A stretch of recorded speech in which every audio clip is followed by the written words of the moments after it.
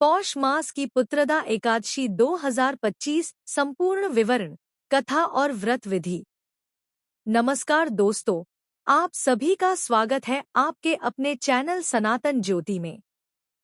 आज हम जिस विषय पर बात करने जा रहे हैं वह सनातन धर्म में अत्यंत पवित्र और फलदायी माना जाता है। आज हम विस्तार से जानेंगे पौष मास की पुत्रदा एकादशी के बारे में। यह एकादशी विशेष रूप से संतान सुख, वंश वृद्धि और परिवार की सुख शांति के लिए की जाती है। शास्त्रों में कहा गया है कि जो दंपति संतान प्राप्ति की इच्छा रखते हैं या जिनकी संतान को कष्ट, रोग या बाधाएं होती हैं, उनके लिए यह व्रत अत्यंत प्रभावशाली माना गया है। इस वीडियो में हम पुत्रदा एकादशी की तिथि, दिन, समय, व्रत विधि, क्या करना चाहिए, क्या नहीं करना चाहिए, इसकी पौराणिक कथा और इस कथा का महत्व, सब कुछ विस्तार से जानेंगे। साल 2025 में पौष मास की पुत्रदा एकादशी मंगलवार 30 दिसंबर 2025 को पड़ रही है। एकादशी तिथि 30 दिसंबर की सुबह 7:50 से प्रारंभ होगी और 31 दिसंबर की सुबह 5 बजे तक रहेगी। उद्यातिथि के अनुसार 30 दिसंबर को ही पुत्रदा एकादशी का व्रत रखा जाएगा। व्रत का पारण अगले दिन यानी 31 दिसंबर 2025 को किया जाएगा। पारण का शुभ समय दोपहर 1:26 से लेकर 3:31 तक रहेगा। शास्त्रों में यह स्पष्ट कहा गया है कि एकादशी व्रत का पारण द्वादशी तिथि में और शुभ समय में ही करना चाहिए, अन्यथा व्रत का पूर्ण फल प्राप्त नहीं होता।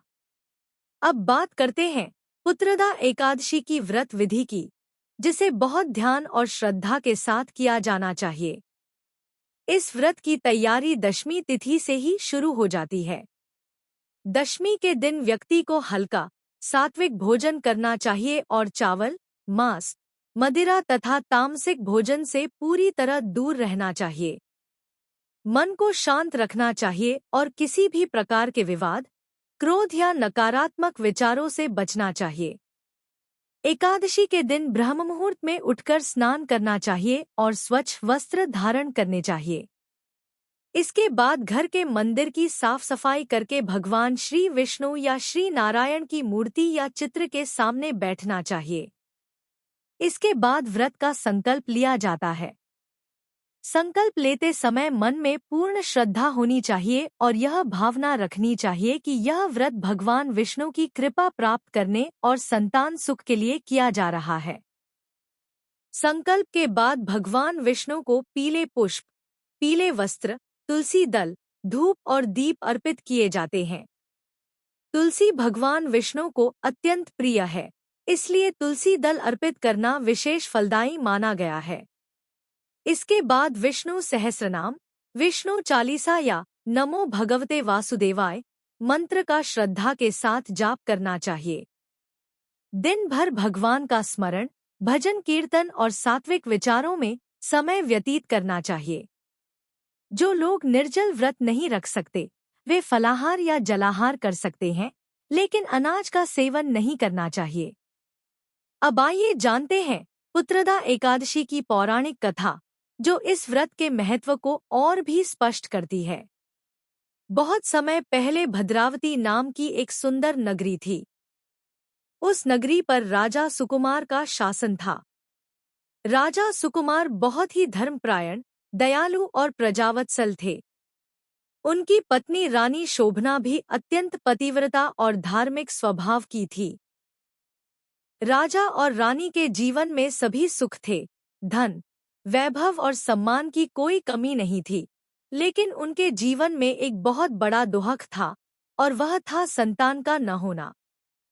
वर्षों बीत गए, लेकिन उन्हें संतान सुख प्राप्त नहीं हुआ। इस कारण राजा और रानी दोनों ही भीतर से बहुत दुखी रहने लगे।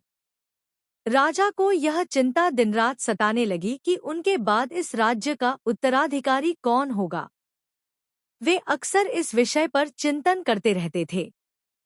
एक दिन राजा और रानी दोनों महर्षि लोमश के आश्रम पहुंचे और अपने जीवन की इस पीड़ा को उनके सामने व्यक्त किया। महर्षि लोमश त्रिकालदर्शी थे।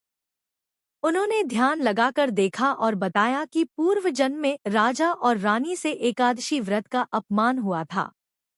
इसी कारण उन्हें इस जन्म में संतान सुख से वंचित रहना पड़ रहा है।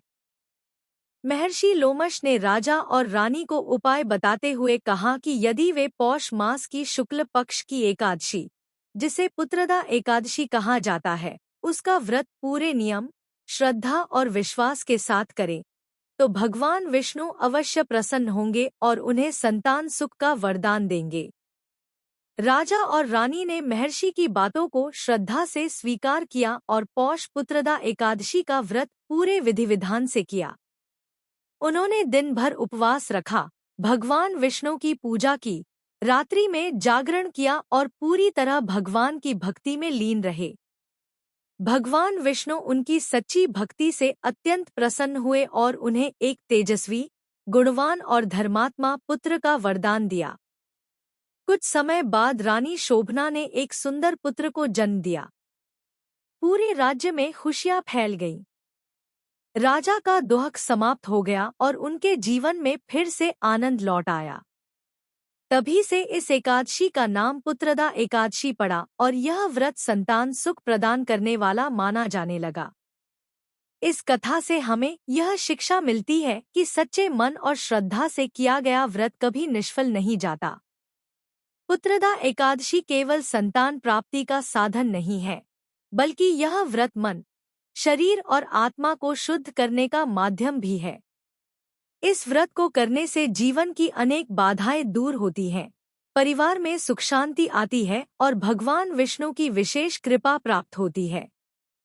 पुत्रदा एकादशी के दिन व्यक्ति को कुछ बातों का विशेष ध्यान रखना चाहिए। इस दिन चावल और अनाज का सेवन नहीं करना चाहिए। झूठ, निंदा, क्रोध और अहंकार से दूर रहना चाहिए। किसी का अपमान नहीं करना चाहिए और जितना हो सके दान पुण्य करना चाहिए। वहीं दूसरी ओर भगवान विष्णु का स्मरण करना, तुलसी का प्रयोग करना, सात्विक भोजन करना और भजन कीर्तन करना अत्यंत शुभ माना गया है। अब अंत में दोस्तों, अगर आपको यह पूरी कथा और जानकारी अच्छी लगी हो, तो इस वीडियो को लाइक जरूर करें और अपने परिवार व दोस्तों के साथ शेयर करें, ताकि अधिक से अधिक लोग इस पवित्र व्रत के महत्व को समझ सकें। नीचे कमेंट में जरूर लिखिए कि यह कथा आपको कैसी लगी।